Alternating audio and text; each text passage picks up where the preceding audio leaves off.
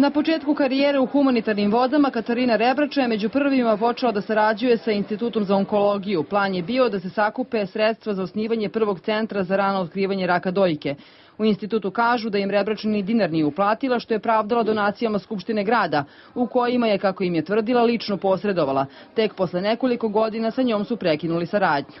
Zato što se očekivalo da će te pare doći. Očekivalo se da će doći kad je prošlo neko vreme, video se da tih para nema.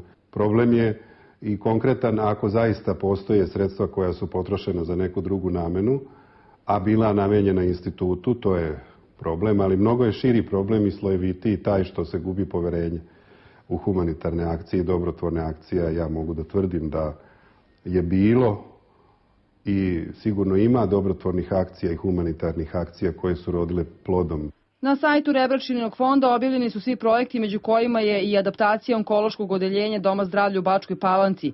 Direktor Doma zdravlja kaže da su mamograf dobili, ali od Pokrajinskog zavoda, a ne od Rebrače, koja im je obećala pomoć. 100.000 eura da će biti ta neka adaptacija uopšte našeg dela ambulante ginekološke, a isto tako i kupovina mamografa i šta ja znam. Eto, to je bilo, ali to je sve u priči. Mi nismo dobili nikakve pare od fonda. Završilo se samo na jednoj prepisi i dva razgovora koja su vođena i ništa više. Rebrača je sarađivala i sa Infostanom, sa kojim je prema saglasnosti beogradskih vlasti dogovorila da se uz račun ovog preduzeća građanima dostavlja i uplatnica za donaciju sredstava za njen fond. Po završetku ove humanitarne akcije Katarina Rebrača nas je obavestila o rezultatima akcije. Ove akcije priključilo se 106.000 domaćinstava i tom prilikom prikupljeno je oko 1.300.000 dinara. Ono što je najbitnije naglasiti, te rezultate mi smo okačili na naš oficijalni sajt i isto tako mi nemamo uopšte mogućnosti da saznamo gde je taj novac otišao. O tome treba da se pobrinu svi nadležni organi. Njen fond obećao i sredstva za prvi digitalni mamograf u Srbiji, koja je prikupljao B92. Međutim, Katarina Rebrača bila je jedina od 117 donatora koja ipak nije dala novac.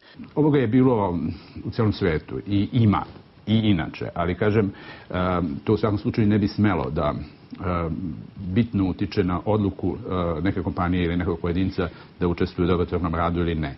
Svako ko nešto donira ima obavezu da dobije sve informacije o tome šta se događa sa njegovom donacijom i sa tragom tog novca.